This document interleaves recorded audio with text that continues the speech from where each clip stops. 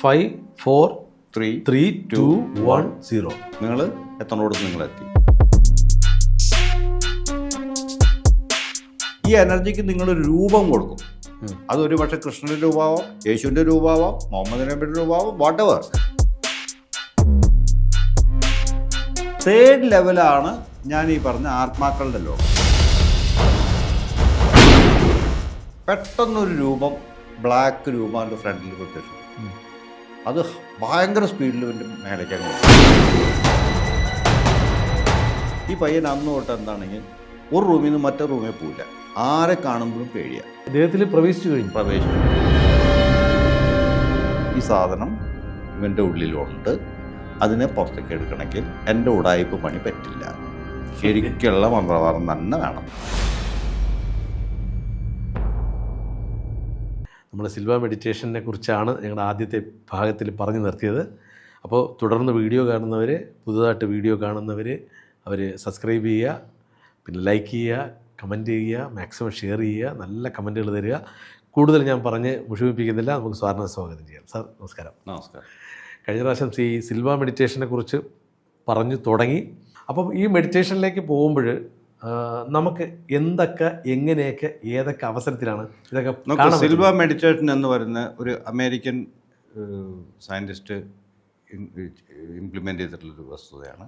പക്ഷേ അതിന് നമ്മുടെ നാട്ടിൽ അങ്ങനെ പ്രചാരമൊന്നുമില്ല.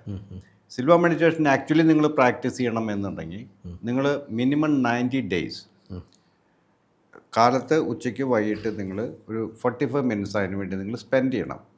ഇന്നത്തെ ഉച്ചയ്ക്ക്, വൈകിട്ട്. ഇന്നത്തെ കാലത്ത് ആർക്കും അതിനുള്ള സമയമില്ല. ഇപ്പം ഞാനൊക്കെ ഇപ്പോൾ ഓഫീസിൽ പോകുന്ന ഒരാളാണെങ്കിൽ ഇപ്പം രാവിലെയൊക്കെ നൈറ്റും ഒക്കെ ഉച്ചയ്ക്ക് നിങ്ങൾ ഭക്ഷണം കഴിച്ച് കഴിഞ്ഞാൽ ഇരിക്കണം എന്നാണ് അദ്ദേഹം പറയുന്നത്. കുറച്ച് നേരത്തേക്ക് ഇതിനു വേണ്ടി ഇരിക്കണമെന്ന്. It's impossible. കാരണം നിങ്ങൾക്ക് വർക്കിങ്ങിന് ടൈമൊന്നും ഉണ്ടാവില്ല. ഇന്നത്തെ കാലം അങ്ങനെയാണ്. സോ ഞാൻ അതിനു വേണ്ടി ഒരു മെത്തേഡ് കണ്ടുപിടിച്ചു. അതിനെ കട്ട് ഷോട്ട് ചെയ്ത് സിൽവ മെഡിറ്റേഷൻ മെത്തേഡുണ്ട്, NLP ഉണ്ട്, ഹിപ്നോസിസ് ഉണ്ട്, ഇതിൻ്റെ എല്ലാം കൂടെ സൈക്കിക് ഉണ്ട്. സൈക്കിക് എന്താണെന്ന് ഞാൻ പിന്നെ പറഞ്ഞുതരാം. ഈ എല്ലാം കൂടെ ക്ലബ് ചെയ്തുകൊണ്ട് ഞാനൊരു മെത്തേഡ് സ്വയം കണ്ടുപിടിച്ചു. അതാണ് ഞാൻ ഈ സ്റ്റുഡൻസിന് കൊടുക്കുന്നത്. അത് വർക്കൗട്ടായി. അത് 150% വർക്കൗട്ട്. ഇന്ന് വരെ ആർക്കും അത് ഏൽക്കാത്തതില്ല.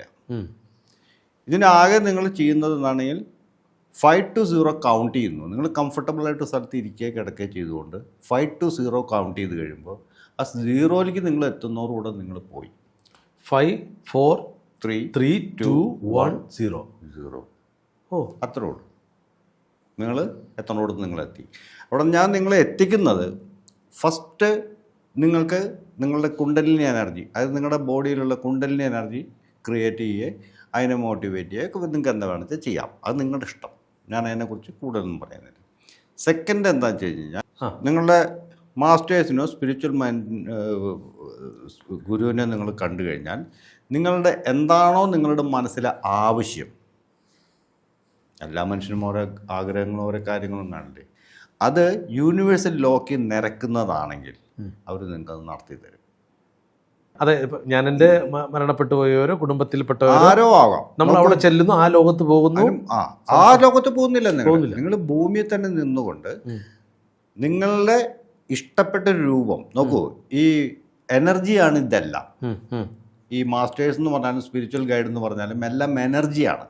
ഈ എനർജിക്ക് നിങ്ങളൊരു രൂപം കൊടുക്കും. അതൊരു പക്ഷേ കൃഷ്ണൻ്റെ രൂപമാവാം, യേശുവിൻ്റെ രൂപമാവാം, മുഹമ്മദ് നബിയുടെ രൂപമാവാം, വാട്ട് എവർ. നിങ്ങൾക്ക് എന്താണോ നിങ്ങളുടെ മനസ്സിലെ രൂപം നിങ്ങൾ അത് കൊടുക്കുന്നു. ആ ഒരു രൂപത്തിനോടാണ് നിങ്ങൾ സംസാരിക്കുന്നത്. അതൊരു പക്ഷേ ജീവിച്ചിരിക്കുന്നതോ മരിച്ചുപോയോ ഏതൊരു വ്യക്തിയും ആവാം, ചിലപ്പോൾ ഇല്ലാത്തൊരു വ്യക്തിയാവാം. അതൊക്കെ നിങ്ങളുടെ ഇമാജിനേഷൻ. നിങ്ങൾ ആ ഒരു വ്യക്തിയെ മുന്നിൽ കണ്ടുകൊണ്ട് ശരിക്കും നിങ്ങൾക്കത് ഫീൽ ചെയ്യും. He is in front of you. നിങ്ങളുടെ തൊട്ട് മുന്നിൽ ആ ദേഹം നിൽക്കുന്നു. നിങ്ങൾ അവരോട് സംസാരിക്കുന്നു. നിങ്ങളുടെ ആവശ്യങ്ങൾ എന്താണെങ്കിൽ അത് സംസാരിക്കുന്നു. ആഗ്രഹം എന്താണെന്ന് അറിയിക്കുന്നു. അത് യൂണിവേഴ്സൽ ലോയ്ക്ക് സപ്പോർട്ടീവ് ആണ് എങ്കിൽ, മറ്റുള്ളവർക്ക് ദ്രോഹം ചെയ്യാത്തതും നിങ്ങൾക്ക് നന്മ വരുന്നതുമായിട്ടുള്ള കാര്യമാണ് എങ്കിൽ അവരത് നിങ്ങൾക്ക് കൃത്യമായിട്ട് ചെയ്തു തരും. എന്താണ് ഈ യൂണിവേഴ്സൽ ലോയ്ക്ക് അനുകൂലമായ ചോദ്യം? ഇപ്പം ഞാൻ ഉദ്ദേശിക്കുന്നതെന്ന് വെച്ചാൽ എനിക്ക് ജോലി കിട്ടണം, അല്ലെങ്കിൽ കുറച്ച് ധനം വേണം, എൻ്റെ ഈ പ്രശ്നം കടങ്ങൾ തീർക്കണം എന്ന് പറയുന്ന ലോയ്ക്ക് അനുകൂലമാണോ പ്രതികൂലമാണോ? നിങ്ങൾ ചെയ്യുന്ന എന്തൊരു പ്രവൃത്തിയും മറ്റൊരാൾക്ക് ദ്രോഹമല്ലാത്തതെല്ലാം നല്ലതാണ്. അത് ഈ പണം ചോദിക്കുന്ന കുഴപ്പമില്ല. പണം ചോദിക്കുന്നത് നിങ്ങളുടെ ആവശ്യത്തിന് നിങ്ങൾക്ക് ചിലവുള്ള കാര്യങ്ങൾക്കും വേണ്ടിയാണ് നിങ്ങൾ ചോദിക്കുന്നത് എന്നുണ്ടെങ്കിൽ അത് നല്ലതാണ്. നിങ്ങൾക്ക് മറ്റൊരാൾക്ക് ദ്രോഹം ചെയ്യാനുണ്ട്. ഇപ്പം നിങ്ങളുടെ സിസ്റ്ററും നിങ്ങളും തമ്മിലൊരു ഷെയർ ഇഷ്യൂ ഉണ്ട് വീട്ടിൽ നിന്ന് എഴുതും. എങ്ങനെയെങ്കിലും നിങ്ങൾക്ക് ആ ഷെയർ നിങ്ങൾക്ക് തട്ടിയെടുക്കണം. ഈ ഒരു കാര്യം ചോദിച്ചു കഴിഞ്ഞാൽ അവർക്ക് ദ്രോഹമല്ലേ? അതെ. നിങ്ങളെ സംബന്ധിച്ച് നിങ്ങൾക്ക് ബെനിഫിറ്റ് അല്ലേ? അതെ, ആണല്ലോ. പക്ഷേ അത് കിട്ടില്ല. അല്ലെങ്കിൽ അപ്പുറത്തിരിക്കുന്ന വീട്ടിലെ നല്ലൊരു കാണാൻ ഭംഗിയുള്ള പെണ്ണിനെ കിട്ടണമെന്ന് ചോദിച്ചാൽ കിട്ടില്ല. ഉറപ്പാണ്, 150% ഉറപ്പാണ്. കാരണം എന്താ വെച്ച് കഴിഞ്ഞാൽ അവർക്കും കൂടെ സമ്മതമുള്ള കാര്യമേ നിങ്ങൾക്ക് കിട്ടുള്ളൂ. അതെ, അവർക്കും കൂടെ ഇഷ്ടം വേണമല്ലോ. എൻ്റെ മാത്രം ഇഷ്ടത്തിന് ഇവിടെ അത്രേ ഉള്ളൂ യൂണിവേഴ്സൽ ലോ എന്ന് പറയുന്നത്. മറ്റൊരാൾക്ക് ദ്രോഹമാകരുത്, മറ്റുള്ളവർക്കും കൂടെ നിങ്ങൾ ഗുണം ചെയ്യാം എന്ന് നിങ്ങളുടെ മനസ്സിലുണ്ടെന്നുണ്ടെങ്കിൽ ആ 1,00,000 രൂപ നിങ്ങൾക്ക് കിട്ടിയിരിക്കും, ഗ്യാരണ്ടി. അപ്പോൾ നമ്മൾ ആ മെഡിറ്റേഷൻ്റെ കാര്യങ്ങൾ പറഞ്ഞിട്ടാണ് ഈ ആഗ്രഹങ്ങൾ നമ്മൾ വച്ചു തുടങ്ങിയത്. അത് ഒരു ലെവല്. ഇപ്പം ഞാൻ ഈ പറഞ്ഞത് മാസ്റ്റേഴ്സിനും സ്പിരിച്വൽ ലെവലിനും സ്പിരിച്വൽ ഗൈഡിനും കാണുന്നത് ഫസ്റ്റ് ലെവല്. അടുത്ത ലെവൽ എന്ന് പറഞ്ഞാൽ you are connecting direct to the universe. നിങ്ങൾ ഡയറക്റ്റായിട്ട് നിങ്ങൾ യൂണിവേഴ്സുമായിട്ട് കണക്റ്റ് ആവുകയാണ്. അവിടെ നിങ്ങളില്ല, നിങ്ങൾക്ക് യൂണിവേഴ്സ് മാത്രം നിങ്ങളുടെ മുന്നിലുള്ളൂ. അവിടെയും നിങ്ങൾക്ക് നിങ്ങളുടെ ആഗ്രഹങ്ങൾ പ്രവർത്തിക്കാം. ഓക്കെ. തേർഡ് ലെവലാണ് ഞാൻ ഈ പറഞ്ഞ ആത്മാക്കളുടെ ലോകം. But take care. കാരണം പലരും പോയിട്ട് കാണാൻ പാടില്ലാത്ത രൂപം കണ്ട് പേടിച്ചിട്ടുണ്ട്, എനിക്ക് പണിയും കിട്ടിയിട്ടുണ്ട്. അങ്ങനത്തെ രൂപങ്ങൾ കാണാൻ നിങ്ങൾക്ക് സാധ്യതയുണ്ട്. നിങ്ങളുടെ മനസ്സിൽ എന്താണ് രൂപം കിടക്കുന്ന ആ രൂപത്തിന് നിങ്ങൾ കണ്ടു എന്ന് വരാം. അതിലെനിക്ക് ഉത്തരവാദിത്തമില്ല. കാണണമെന്ന് വാശി പിടിച്ചിട്ട് പലരും പോയിട്ട് അവിടെ പോയി കണ്ട് പേടിച്ചിട്ട് ഞാനിവിടെ മാസങ്ങളോളം തെറാപ്പി നടത്തേണ്ടി വന്നു. എന്താണ് ആ സംഭവം എന്ന് വിവരിക്കാൻ പറ്റുകയാണെങ്കിൽ? അപ്പോൾ നോക്കൂ, നിങ്ങൾ യൂണിവേഴ്സിറ്റിക്ക് ട്രാവലിംഗ് ആണ് നടത്തുന്നത് മെഡിറ്റേഷൻ്റെ. അതായത് ഭൂമിയിൽ നിന്ന് നിങ്ങൾ യൂണിവേഴ്സിലേക്ക് പോവുകയാണ്. നിങ്ങളുടെ ശരീരവും മനസ്സും വിട്ടുകൊണ്ട് നിങ്ങൾ ട്രാവൽ ചെയ്യുകയാണ്. ആ ട്രാവലിംഗ് ടൈമിൽ പോസിറ്റീവ് എനർജീസിന് നിങ്ങൾക്ക് വിശ്വാസം ഉണ്ടല്ലോ, അത് നിറയെ ഉണ്ടാവും ഈ പോകുന്നത്. അതുപോലെ തന്നെ നെഗറ്റീവ് എനർജീസും ഉണ്ടാവും ഈ പോകുന്ന വഴിക്ക്. ആ നെഗറ്റീവ് എനർജിയാണ് നിങ്ങൾ കാണുന്നതെന്നുണ്ടെങ്കിൽ പണി കിട്ടി. ഉള്ളിൽ പേടിയുണ്ട്, വിശ്വാസം, അതാണ് മെയിൻ. നിങ്ങൾക്ക് വിശ്വാസം കുറവാണ് എങ്കിൽ, അതായത് ദൈവവിശ്വാസമോ അല്ലെങ്കിൽ നിങ്ങൾക്ക് യൂണിവേഴ്സിലുള്ള വിശ്വാസമോ. ഞങ്ങൾ പറയുമ്പോൾ ദൈവം എന്നൊരു വാക്ക് ഞങ്ങൾ പറയാറില്ല, ഞങ്ങൾ യൂണിവേഴ്സ് എന്നാണ് പറയുന്നത്. യൂണിവേഴ്സിന് നിങ്ങൾക്ക് വിശ്വാസം ഇല്ല, നടത്തി തരില്ല. ഇത് ഞാൻ ചുമ്മാ പോവുക, ഒരു കാര്യമില്ല, വെറുതെ അവിടെ പോയിട്ട് തിരിച്ചു വരിക, വിശ്വാസം, അങ്ങനത്തെ വിശ്വാസം. മനസ്സിലായോ? ഇങ്ങനെയൊക്കെ വന്നു കഴിഞ്ഞാൽ സംഭവിച്ചിട്ടുണ്ട്. എന്തായിരുന്നു സംഭവം? ട്രിവാൻഡ്രത്തെ ക്ലാസ്സിനാണ്. 30 വയസ്സോളം ഉണ്ടാവും ലേഡിക്ക്. ജോലി വല്ലതുണ്ടോ? ഇല്ല, അവർ ഹസ്ബൻഡ് വലിയ നല്ല പോസ്റ്റിൽ ജോലി ചെയ്യുന്നുണ്ട്. അപ്പോൾ അവർ ഹൗസ് വൈഫാണ്. പക്ഷെ അവർക്ക് ഇങ്ങനെയുള്ള വിഷയങ്ങളിലൊക്കെ ഭയങ്കര താല്പര്യമാണ്. പക്ഷെ എല്ലാത്തിലും ഈ ടെസ്റ്റിംഗ് മൈൻഡാണ്. എല്ലാത്തിനും സസ്പീഷ്യസ് മൈൻഡിലാണ് അവർ കാണുന്നത്. അങ്ങനെ ഇവർ പോയി ഞാൻ ആദ്യമേ എല്ലാവരോടും വളരെ കൃത്യമായിട്ട് ചോദിച്ചു, പേടിയുള്ളവർ പോകണ്ടെന്ന് പറഞ്ഞു. അപ്പോൾ അവർക്ക് പോയേ പറ്റും എല്ലാവർക്കും. 17 പേരുണ്ട് ക്ലാസ്സിൽ. ഈ 17 പേരോട് ഞാൻ മാറി എടുത്തെടുത്ത് ചോദിച്ചു, പോകണോ, ധൈര്യം ഉണ്ടെങ്കിൽ മാത്രം പോവുക. കാരണം ഈ മനസ്സിൽ ഡൗട്ടും വെച്ച് പോകുന്നവർക്ക് പറ്റില്ല, കാരണം ഇടയ്ക്ക് പണി കിട്ടും. അതുകൊണ്ടാണ് ചോദിക്കുന്നത്. നമുക്ക് ഇത് ചെയ്ത് എക്സ്പീരിയൻസ് ഉണ്ട്, അതുകൊണ്ടാണ് ചോദിക്കുന്നത്. എല്ലാവർക്കും ഭയങ്കര പോയേ പറ്റും. അങ്ങനെ പോയതാ. വഴിക്ക് വെച്ച് എന്തോ ഒരു സാധനം രൂപം ഇവർ കണ്ടുള്ളതിനെ ഇവർ പേടിച്ചു. ആ പേടിയിൽ അപ്പം തന്നെ ഭൂമിയിലേക്ക് താഴ്ത്തു വീണു. അപ്പം തന്നെ വീണ് ഇവരുടെ ശരീരത്തിൽ മരുന്നിട്ട് ഉള്ളിലേക്ക് എത്തി. പക്ഷെ ആ പേടി പോവില്ല. അത് കഴിഞ്ഞ് ഞാൻ 1 മാസം ഫോണിൽ കൂടെയും മറ്റുള്ളതൊക്കെ ആയിട്ട് ഞാൻ തെറാപ്പി നടത്തി. അങ്ങനെ മാറ്റിയെടുത്തു അവരാ ഈ സാധനം മുഴുവൻ അങ്ങ് പോയി അവരുടെ കയ്യിൽ നിന്ന്. ഈ സിൽവ മെഡിറ്റേഷൻ്റെ എല്ലാ കാര്യങ്ങളും അവരുടെ കയ്യിൽ നിന്ന് പോയേ പറ്റൂ. പിന്നെ ഇനി ഒന്നേന്ന് ചെയ്തെടുക്കണം. ഇനി വേണമെന്നുണ്ടെങ്കിൽ ഒന്നേന്ന് ചെയ്തെടുക്കണം. രണ്ട് വഴിയൊന്നുമില്ല. അപ്പോൾ അവർക്ക് എന്താ ഭയമാണോ ഇപ്പോൾ? അവർക്ക് ഇപ്പോൾ ഭയമൊന്നുമില്ല. അന്ന് ഭയമായിരുന്നു. അങ്ങോട്ടും തിരിയാൻ പോലും പേടിയായിരുന്നു. എന്തിനേയും പേടി. കാരണം നിങ്ങൾക്ക് പരിചിതമല്ലാത്തൊരു രൂപം നിങ്ങൾ കണ്ടു കഴിഞ്ഞാൽ നിങ്ങൾ പേടിക്കും. എൻ്റെ അടുത്തൊരു ക്ലയൻറ്റ് വന്നിരുന്നു. ഒരു പയ്യനാണ്, ഈസ് ജസ്റ്റ് 22 years old. അമ്മയുടെ വീട്ടിൽ പോയതാണ്. അപ്പോൾ അവന് ക്രിക്കറ്റ് എന്ന് പറഞ്ഞാൽ ഭയങ്കര ക്രേസാണ്. അങ്ങനെ അപ്പുറത്തുള്ള 2-3 പിള്ളേരായിട്ട് ക്രിക്കറ്റ് കളിക്കാൻ വേണ്ടി പോയി. അടുത്തുള്ള ഗ്രൗണ്ടിൽ കളിക്കാൻ വേണ്ടി പോയി. തിരിച്ചു വരുമ്പോൾ ഒരു സന്ധ്യയായി.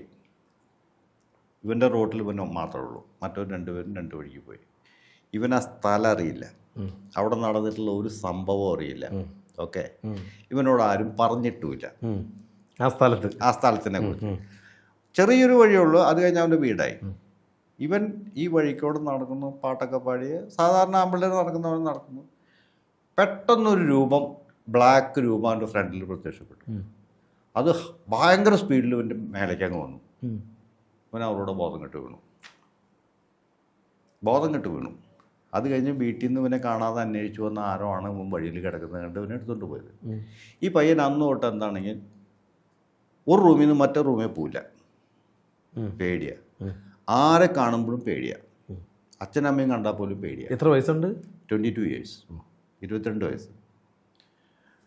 എന്തിനും പേടിയാ, മിണ്ടാട്ടമില്ല, സംസാരമില്ല, ആരെന്ത് ചോദിച്ചാലും അതിന് മറുപടിയില്ല.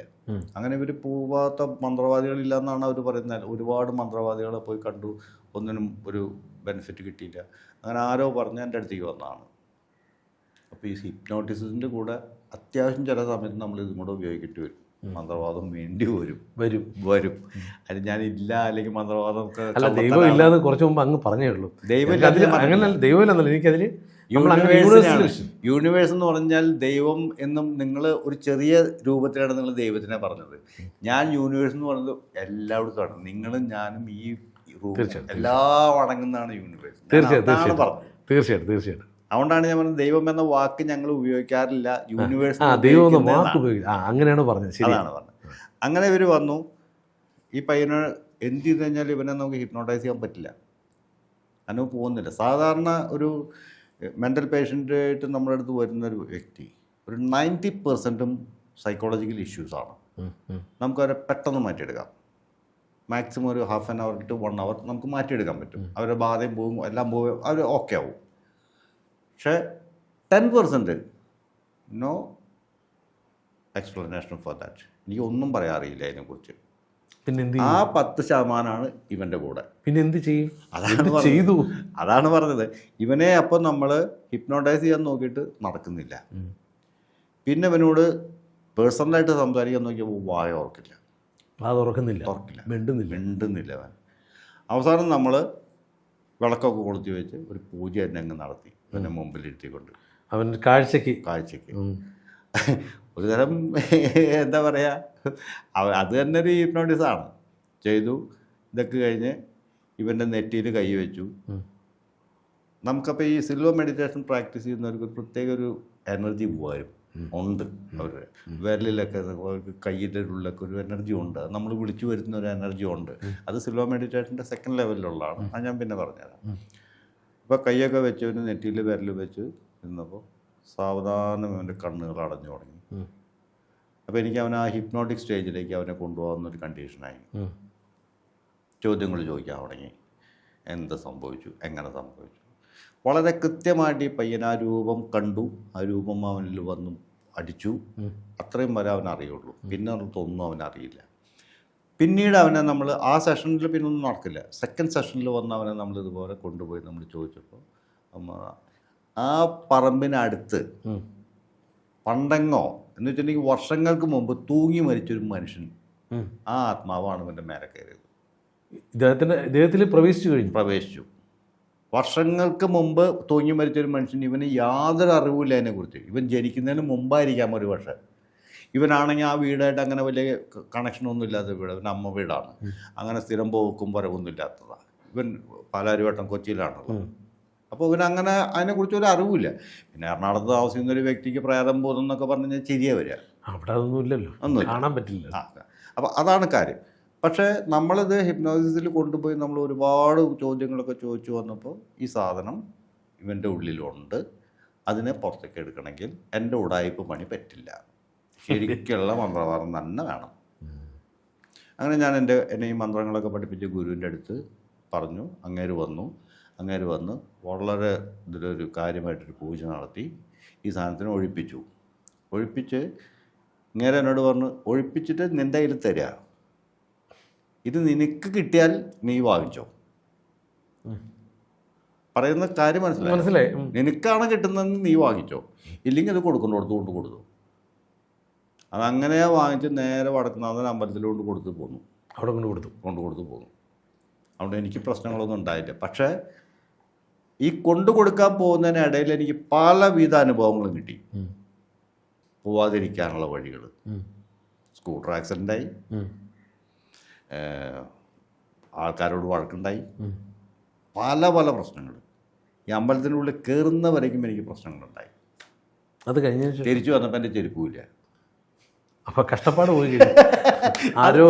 ആരോ ഈ പണ്ട് പറഞ്ഞു അമ്പലത്തിൽ പോയിട്ട് ചെരുപ്പ് നമ്മൾ നഷ്ടപ്പെട്ട് കഴിഞ്ഞാൽ സന്തോഷിക്കണമെന്നാണ് കാര്യം. ഞാൻ അതുകൊണ്ട് എപ്പോഴും വില കുറഞ്ഞ ചെരുപ്പോടുള്ള അമ്പലത്തിലേക്ക്, കാരണം ഇത് ഇടയ്ക്കിടയ്ക്ക് പോവും.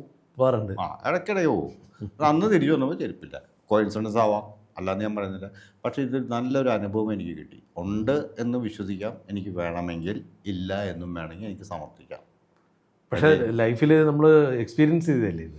ഒരുപാട് ഇതുപോലത്തെ എനിക്ക് എക്സ്പീരിയൻസുകളുണ്ട്. അപ്പോൾ ഇല്ലാന്ന് നമുക്ക് പറയാൻ പറ്റില്ല. ഇല്ലാന്ന് ഞാൻ പറയുന്നില്ലല്ലോ. ഞാൻ എന്താ പറഞ്ഞത്, 90% സൈക്കോളജിക്കലാണ്. That I can solve very simply. Even 1 hourനുള്ളിൽ ഞാനത് മാറ്റിയെടുക്കും. But 10% is there which I can not explain. എനിക്കെന്നല്ല സാർ, ഈ ലോകത്ത് ആർക്കും എക്സ്പ്ലെയിൻ ചെയ്യാൻ പറ്റില്ല.